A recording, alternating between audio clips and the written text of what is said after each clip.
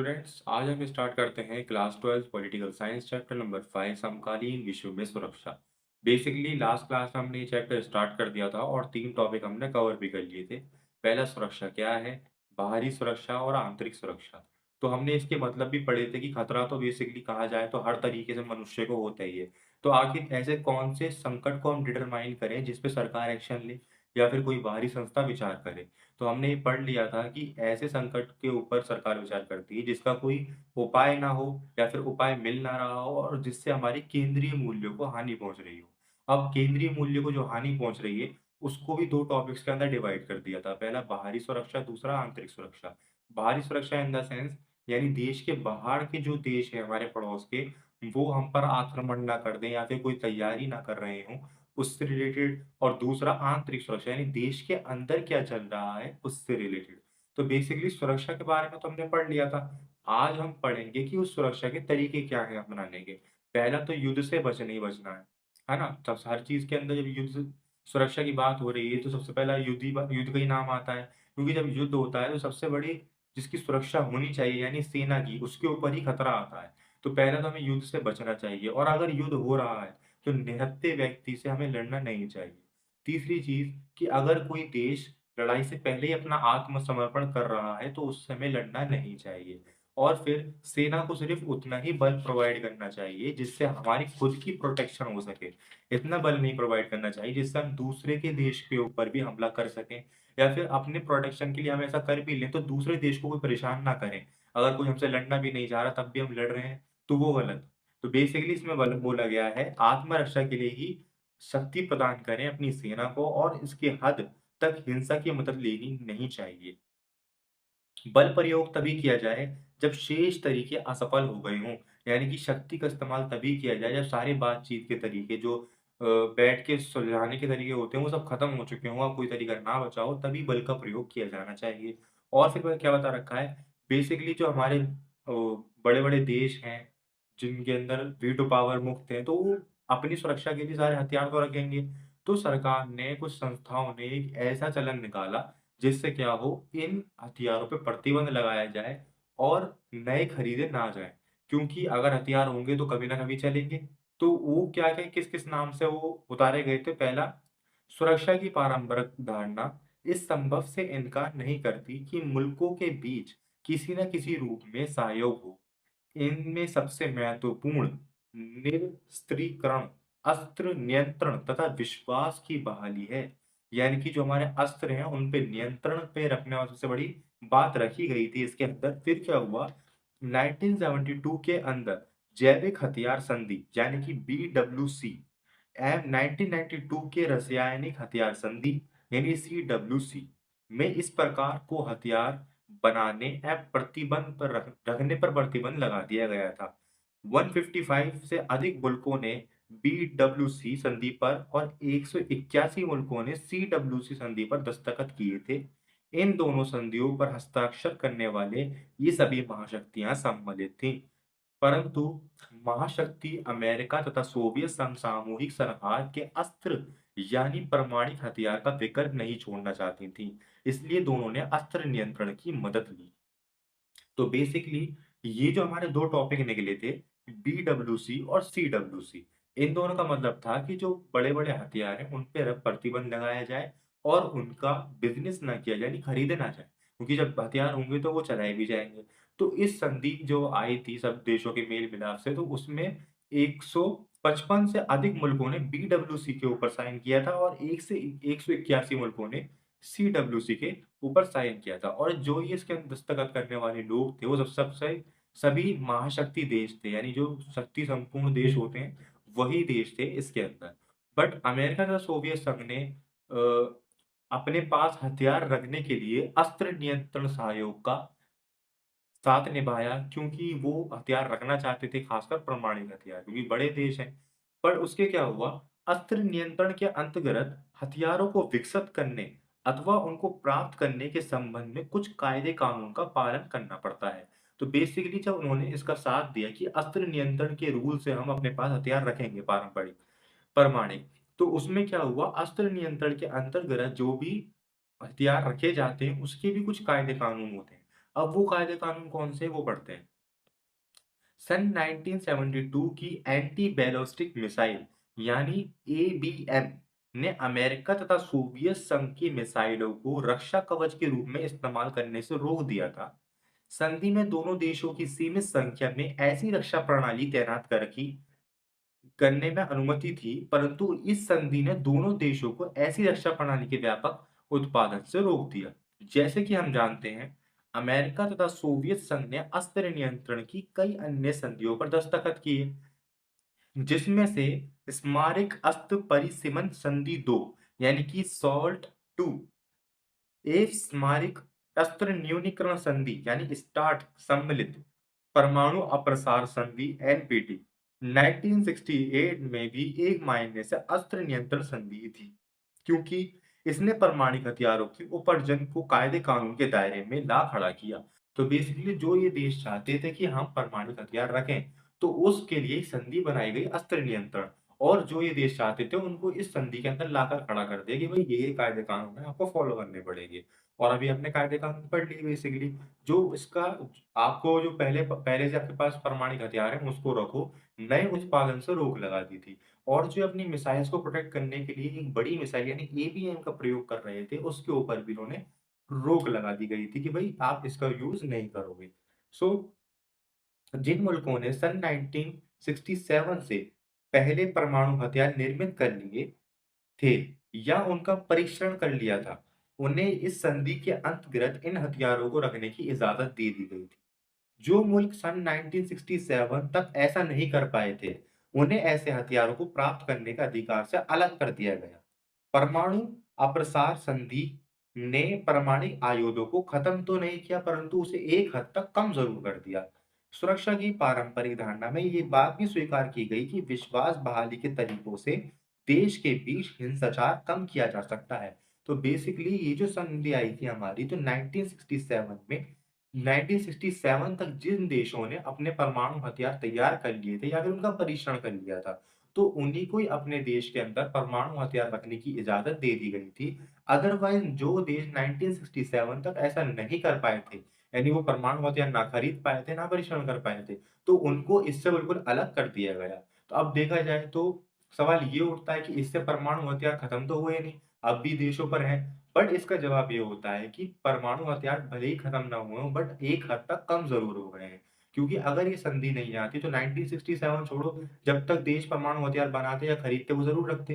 But अब 1967 तक जो देश नहीं बना पाए परमाणु हथियार या उसका परीक्षण नहीं कर पाए, उसको इस संस्था से अलग कर दिया गया।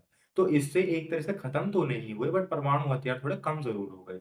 जिससे क्या हुआ, हमारी सुरक्षा की पारंपरिक धारणा में ये बात भी स्वीकार की गई कि विश्वास बहाली के तरीकों से देशों के बीच हिंसाचार कम किया जा सकता है। और क्या है, कुल मिलाकर देखा जाए तो सुरक्षा की परंपरागत धारणा मुख्य रूप से सैन्य शक्तियों के रूप में अथवा सैन्य शक्ति की प्रयोग आशंका से जुड़ी है। यानी अगर हथियार भी आएँगे तो सेना ही तो प्रयोग करेगी उनका। तो कुल मिलाकर देखा जाए तो सारा जो टॉपिक हमारा मिलता है वो सैन्य शक्ति के ऊपर ही आकर मिलता है। सुरक्षा की पारंपरिक धारणा में स्वीकार किया जाता है कि सैन्य शक्ति से सुरक्षा का खतरा पहुँचता है और सैन्य बल से ही सुरक्षा को बरकरार रखा जा सकता है। यानी सेना ही दोनों पहलू है। पहला, सैन्य अगर हम मजबूत रखेंगे तो उससे आक्रमण के साथ जो है वो बढ़ भी सकते हैं। अदरवाइज़ अगर हम सेना को बल देंगे, सुरक्षा प्रोवाइड करेंगे, तो वो हमारे देश की सुरक्षा को बरकरार रखने में भी मदद करेगी। तो बेसिकली सुरक्षा के पारंपरिक तरीकों में हमने यही सीखा कि जो देश को अपने देशों के अंदर अलग-अलग तरीकों के हथियार रख रहे थे, जिससे और भी देशों को, जो निहत्थे देश हैं, गरीब देश हैं, उनके ऊपर नुकसान पहुँच सकता है, तो 2 संधि निकाली गई। पहली बीडब्ल्यूसी एंड सीडब्ल्यूसी, जिसके ऊपर कई सारे मुल्कों ने साइन किए, दस्तखत किए और उसमें से कई सारे महाशक्ति देश थे। बट कुछ महाशक्ति देश यानी कि अमेरिका और सोवियत संघ ने ये कहा कि भई हमें परमाणु हथियार रखने हैं, तो वो थोड़े पीछे हटने लग गए इस संस्था से। तो अस्त्र नियंत्रण की संस्था निकाली गई, यानी कि अस्त्रों के ऊपर नियंत्रण।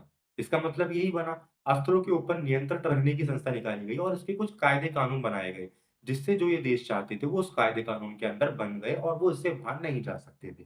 सो इस टॉपिक के अंदर सो स्टूडेंट्स, नेक्स्ट टॉपिक हमें मिलता है सुरक्षा की अपारंपरिक धारणा। तो इस टॉपिक के अंदर बताया गया है कि जो सुरक्षा की बात चल रही है अभी तक इस टॉपिक में, या फिर और भी इस चैप्टर के जितने भी टॉपिक है उसके अंदर सेना से रिलेटेड सारी बात चल रही है कि सेना से जुड़ी हुई सुरक्षा होनी चाहिए। अगर कोई सुरक्षा बाहरी आती है तो सेना के ऊपर खतरा होता है। सेना ही शक्ति, सेना को कोई खतरा पहुंचता है तो सबसे बड़ी खतरा माना जाता है। तो बेसिकली यहाँ एक बात उठ रही है कि जितनी भी सुरक्षा से बातें उठ रही हैं उनसे सब में क्या है, सिर्फ सेना ही सम्मिलित है या फिर और भी कोई होना चाहिए? तो इसका जवाब होता है कि सुरक्षा के अंदर सेना के साथ साथ मानवीय अस्तित्व और उनकी आशंकाओं को भी सम्मिलित किया जाए। यानी कि जब भी कोई लड़ाई होती है, कोई युद्ध होता है, तो साथ में सेना के साथ साथ जो उस देश के नागरिक होते हैं उनको भी कई सारी परेशानियां झेलनी पड़ती हैं। तो उससे रिलेटेड हम इस टॉपिक के अंदर पढ़ेंगे। तो क्या क्या लिखा है इसके अंदर? केवल राज्य ही नहीं, व्यक्तियों तथा समुदाय या कहे कि समूचे मानवताओं की सुरक्षा की आवश्यकता है। यानी कि राज्यों से रिलेटेड, सेना से रिलेटेड ही नहीं, इसमें क्या है, सभी नागरिकों की सुरक्षा की भी आवश्यकता है। ऐसी भी इस वजह से सुरक्षा की आपारंपरिक धारणा को मानवता की सुरक्षा अथवा विश्व रक्षा कहा जाता है। और क्या बता रखा है? बेसिकली इसमें एक आप बुक के अंदर वो शो हो रहा होगा एक पिक्चर टाइप। तो उसके अंदर बता रखा है कि देश के अंदर ही, यानी कि जो सुरक्षा की बात उठती है, तो जो देश के नागरिकों को आधे से ज्यादा परेशानियां झेलनी पड़ती हैं वो बाहर के देशों से कम अपनी सरकारों से ज्यादा झेलनी पड़ती है। वो क्यों? क्योंकि इस पिक्चर के अंदर ये शो हो रहा है कि बेसिकली एक सेना के ऊपर प्रमुख पद पे एक आदमी खड़ा हुआ है और नीचे एक पोटलियों में क्या है, डॉलर्स के हिसाब से पैसे बंधे हुए हैं। और वहीं उस नागरिक यानी देश के कुछ नागरिक आगे कह रहे हैं कि हमें कुछ लाख डॉलर चाहिए एक शांति स्थापित करने के लिए, अपने देश के अंदर नागरिकों को कुछ फैसिलिटीज प्रोवाइड करने के लिए। तो बेसिकली ऊपर उस नागरिक, उस पद पे जो अफसर है उसके थ्रू क्या कहा जा रहा है, हम इतने खर्चे को बर्दाश्त नहीं कर सकते। तो बेसिकली इन्हीं बातों से क्या होता है, कभी कभार नागरिकों को भी कई सारी परेशानियां झेलनी पड़ जाती हैं, जो उनकी सरकारें हैं, जो उनके अफसर हैं, उनसे रिलेटेड, ना कि बाहर से। खैर, इस बात पे तो बाद में मतभेद किया जा सकता है, बट अब हम अपने टॉपिक की तरफ मूव करते हैं। जो उसका मेन मोटिव है टॉपिक का वो पढ़ते हैं। इस बात पर ठीक ठीक ऐसे कौन से खतरे हैं जिनसे व्यक्ति को बचाया जाना चाहिए, यानी कि आप इस बात पे गौर करते हैं कि ऐसे कौन से खतरे हैं जिन पे व्यक्तियों को बचाना चाहिए और उनकी सुरक्षा प्रोवाइड करनी चाहिए। तो उसके अंदर पहला क्या आता है? मानवता की सुरक्षा का संकीर्ण अर्थ लेने वाले समर्थकों का जोर व्यक्तियों को हिंसक खतरे यानी खून खराबे से बचाने पर होता है। दूसरा, संयुक्त राष्ट्र संघ के भूतपूर्व महासचिव कॉफी अनन के विचार मतलब ऐसे समर्थक का होता है व्यक्तियों और समुदायों को अंदरूनी खून खराबे से बचाना। बेसिकली तीन चार टॉपिक दिए रखे हैं कि व्यक्तियों को अंदरूनी खून खराबे से बचाना और क्या करना, बेसिकली उनके ऊपर जो हिंसक खतरों के यानी खून खराबे से रिलेटेड बातें होती हैं या फिर कुछ काम ऐसे किए जा रहे हैं जिनसे देश के नागरिकों को ही परेशानी पहुंचे, तो उनसे सुरक्षा प्रोवाइड करना अपने नागरिकों को। और क्या बता रखा है? मानवता की सुरक्षा विस्तृत अवश्य लेने वाले प्रकार तक देते हैं कि खतरों की सूची में अकाल, महामारी या आपदाओं को भी सम्मिलित किया जाना चाहिए। अब जो विश्वव्यापी सूची होती है उसके अंदर क्या होता है, अकाल, महामारी एवं आपदाओं को भी सम्मिलित करना चाहिए, यानी कि बेसिकली शांति स्थापित और जंग से रिलेटेड बातों को उसके अंदर सम्मिलित किया जाता है। अब इसके अंदर ये चर्चा हो रही है कि इसके अंदर अकाल, महामारी एवं आपदाओं के ऊपर भी सवाल उठने चाहिए, सम्मिलित करना चाहिए। क्यों? जब किसी देश का युद्ध होता है तो उसके अंदर सेना से साथ साथ उसके देश के नागरिकों को भी कई सारी महामारियों, कई सारी परेशानियों को झेलना पड़ता है। अगर ये उसके अंदर सम्मिलित हो जाएँगे तो वहाँ से कुछ हमें मदद मिल सकती है, वहाँ से जो फंड आएगा उससे हमें डेवलप भी किया सकता है या फिर हम जिस पोज़ीशन में पहले थे उस पोज़ीशन में लाने में हमारी मदद की जा सकती है। बेसिकली ये बात की जा रही है। और क्या है, थोड़े अलग अंदाज़ में कहा जाए तो मानवता की रक्षा के व्यापकतम दृष्टिकोण में जोर अभाव से मुक्ति और भय से मुक्ति पर दिया जाता है। और विश्वव्यापी खतरे जैसे कि वैश्विक ताप वृद्धि, ग्लोबल वार्मिंग, कोई महामारी, कोई एड्स, बर्ड फ्लू, तो बेसिकली इन बीमारियों से जो है सुरक्षा की जानी चाहिए मानवों की, नागरिकों की हमारे। और उसके अंदर उदाहरण के लिए एक जो नेचुरल आपदाएं आती हैं जिससे और देशों को समझ साथ लेना चाहिए, साथ देना चाहिए हमारा एक दूसरे का, तो वो उसमें क्या-क्या चीज़ें आती हैं? पहला, अगर समुद्र तल का मतलब जो जल होता है वो 2 मीटर ऊँचा उठ जाता है, तो क्या होता है, बांग्लादेश का 20% हिस्सा पानी में डूब जाता है। लगभग पूरा मालदीव ही सागर में समा जाएगा। और थाईलैंड की 50% जनसंख्या को क्या है, परेशानी झेलनी पड़ती है। तो इसके ऊपर क्या है, हमेशा हमें अंतरराष्ट्रीय संस्थाओं की मदद ज़रूरी होगी। अदरवाइज़ चाहे वो मदद कितने ही कठिन हो, बट उनकी मदद काफ़ी ज़रूरी साबित हो सकती है। तो बेसिकली इसके टॉपिक के अंदर ज़रिए हमें यही समझा रखा है कि जो सुरक्षा की बात उठ रही है, वो सेना से रिलेटेड के साथ-साथ एक मानवों या नागरिकों के ऊपर भी उठनी चाहिए। और जो मानव गुटों के अंदर जो छोटी-छोटी संस्था होती हैं, जो बेसिकली अपने मानव जैसे कोई गरीब गुरबा होते हैं, उनकी हेल्प करने का काम करती हैं, तो उनको थोड़े बहुत पैसे या फिर एक निजी अमाउंट प्रोवाइड करना चाहिए, जिससे वो अपने आप को खुद डेवलप कर सकें या फिर जो कुछ परेशान लोग हैं, उनकी मदद कर सकें। ये बता रखा है और साथ-साथ जो विश्वव्यापी के अंदर कई सारी संस्थाओं के नाम जोड़ रखे हैं कि हम इसके ऊपर वर्क करेंगे, इसके ऊपर वर्क करेंगे। तो उसके अंदर महामारी, अकाल और भी कई सारे टॉपिक को जोड़ना चाहिए क्योंकि जब 2 देशों का युद्ध होता है, तो उसके अंदर सेना के साथ-साथ उस देश के नागरिकों को भी काफ़ी हानि पहुँचती है। तो उसके ऊपर विचार करना चाहिए। दूसरा बीमारियों के ऊपर विचार करना चाहिए और तीसरा जो एनवायरमेंटल परेशानियाँ आती हैं लाइक समुद्र तल अगर 20% मतलब 2 फुट ऊपर हो जाता है, तो क्या होता है बांग्लादेश जो है 20 पर बांग्लादेश का 20% हिस्सा डूब जाता है और थाईलैंड के कई सारे लोगों को परेशानियों को झेलनी पड़ती हैं। तो बेसिकली इसके अंदर हमें क्या है अंतरराष्ट्रीय संस्थाओं की काफ़ी हेल्प होगी। तो इस टॉपिक के अंदर हमें यही समझा रखा है। आई होप आपकी सभी चीज़ें क्लियर हुई होंगी।